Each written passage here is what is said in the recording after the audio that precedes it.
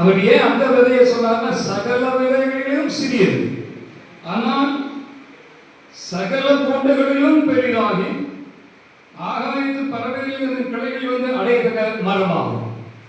அப்படிதான் புதிய எருசலேம் ஒரு சின்ன கடுகு விதை போல விதைக்கப்பட்டது.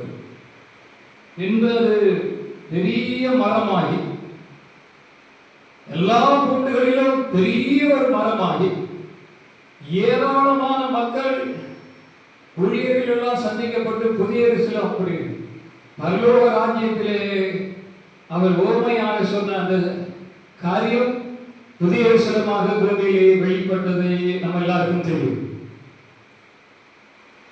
அது பரலோக ராஜ்யம் தான். அப்போது இருந்த புதிய எருசலேம் பரலோக ராஜ்யம்.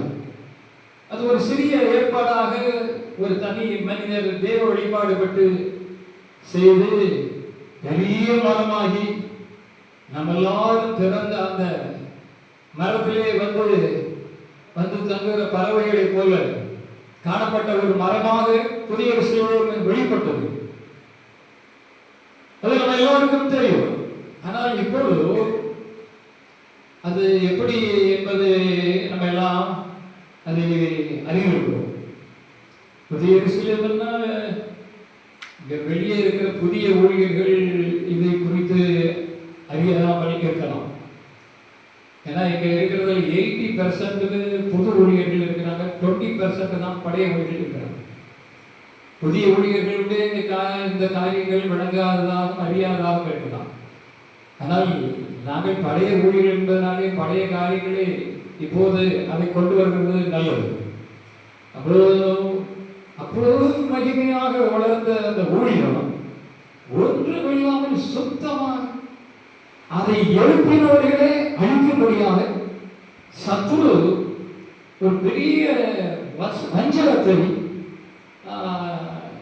தலைமை என்று காலமான பிறகு அது அப்படி நடந்துவிட்டது.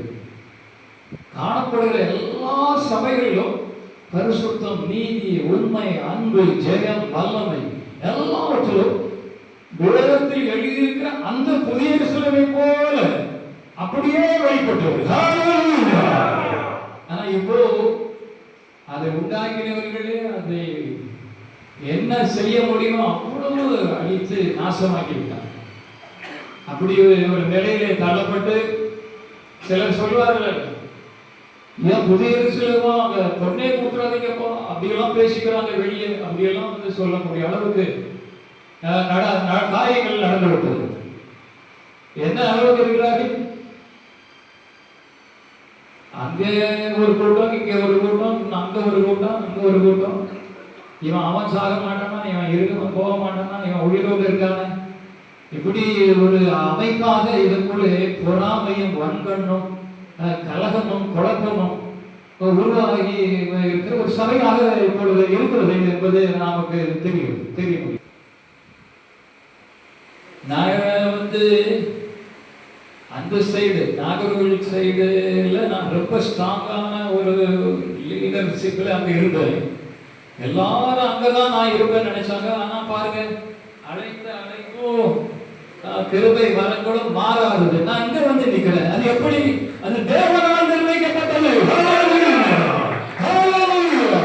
அவங்களுடைய முழு சப்போர்ட், என்னுடைய சப்போர்ட் அவங்களுக்கு தான்.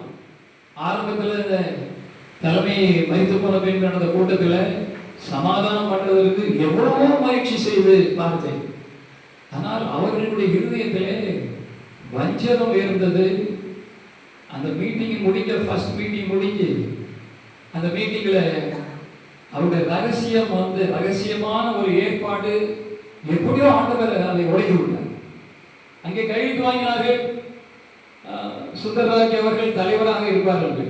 கர்த்தருடைய சுத்தம் செய்கிறதுனால தான் இந்த காரியம் கூடுமே தவிர கேசு, கோர்ட்டு, பணம், லஞ்சம் அந்த கிரியைகளே அவர்கள் தேவனில்லாமல் என்பதை வெளிப்படுத்துவார்கள்.